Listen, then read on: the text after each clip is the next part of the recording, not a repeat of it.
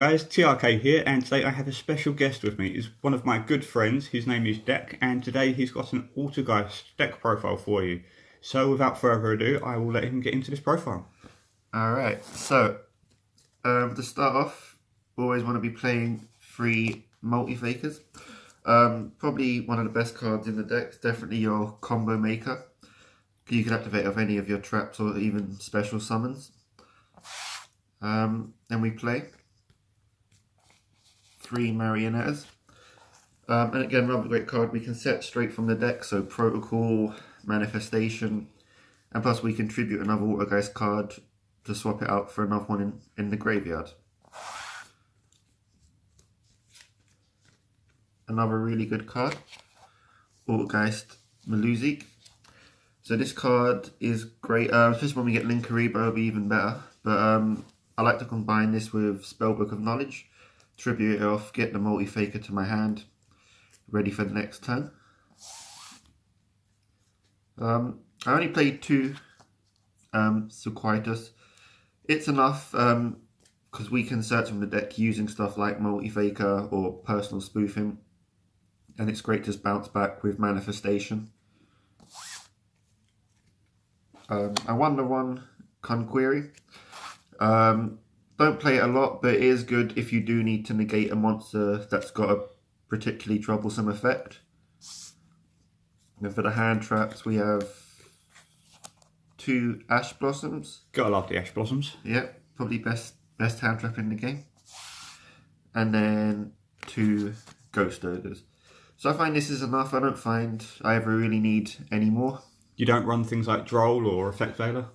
I used to run Effect Veiler, but now, thanks to Infinite Impermanence, which we'll see later, it's just a much better version, and it triggers multi-faker. Yeah, right. So, for the traps, we have a lot of traps. Of course, it's Altergeist. We have Altergeist Protocol.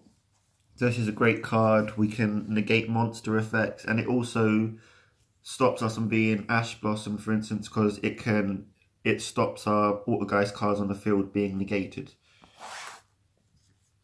Then another great card, 3 personal spoofing. It's a shame it's not Altergeist spoofing, otherwise it'd be searchable. But yeah, great card for getting what you need to your hand. You can trigger off multi-faker with this, so it's just a great combo star. And then also, lastly, Altergeist Manifestation. It card that's even better now thanks to its new errata, which we'll be getting in the new set. I love the artwork on that card. Yes, it's great. So yeah, it's just basically like I call a haunted other deck. But yeah, thanks to the new text, we can use stuff like Silquitas and personal spoofing to recycle it. Awesome. We move on to 2 anti-spell fragrance. I hate playing against this deck purely for this reason. So especially in today's metagame, it's a great card. It can stop Pendulum, pretty much stop anything. It can stop Trickstars with their light stage because they have to set it first. Even against Sky Striker because they play a lot of spells. Just a really good all-round card. We have, for the Solemn Engine, we have 2 strikes, 1 warning, and 1 judgment. You very rarely see a judgment being played, so it's quite nice. Yeah, so I think it's a great card, especially later on in the game. If you do still need to negate anything, it's a lot less risky if you've got less life points just to play that than it would be to play one of the others. I played 2 Torrential Tributes. It's a great card, especially if you go first and get this with a multi-faker. You can pop your opponent's field, summon your multi-faker, so now you've got the card advantage for your next turn. And you've cleared out anything, including on mine, the Licorice, for example. Yeah. And then for probably my favourite trap in the deck, you'll run 2 Infinite Impermanence. Would you run 3 if you had the third? If I had the third, I would potentially take out something like maybe the Conquery for this, for a third one. This I find 2 is enough at most times, but I would like a third just because of how amazing the card is. You can play it from your hand if you have no cards on the field, and if you do have it set, you can negate all cards in the column. And then for the last trap, we played Imperial Order. It's a great one of, pretty much negates all spell effects. So if they do manage to get past the anti-spell, this is another great barrier to stop them getting off all those effects. There's a lot of negation in this deck. Yes, Altergeist all about the control. Then we have 2 Pot of Dualities, just for a bit of draw power, because we don't rely too much on special summon in our turn.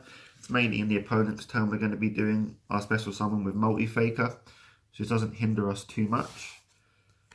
The 1 Spellbook of Knowledge, mainly for the Maluzik plays, to do what you need to do, main phase 1, battle phase, main phase 2, play this, pop the Maluzik, draw 2 cards, get the Multi-Faker to your hand off Maluzik's effect, and you're set for next turn.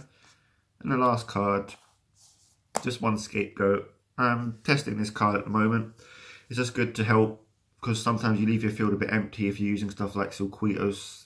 So this just gives you an extra line of defense. Yeah, it's a barrier, because a lot of your effects require you to tribute your Altergeist cards, like Hextia or Protocol, so it's as good as a line of defense. Plus it helps us with our firewall plays. Awesome. Do you have an extra deck? Yep, so for the extra deck, we're playing 2 Hextias. Amazing card. Again, so glad it's got its errata, which is going to get reprinted. Makes it more powerful because we can stop all activated effects and continuous effects for spell and trap cards on the field. Nice.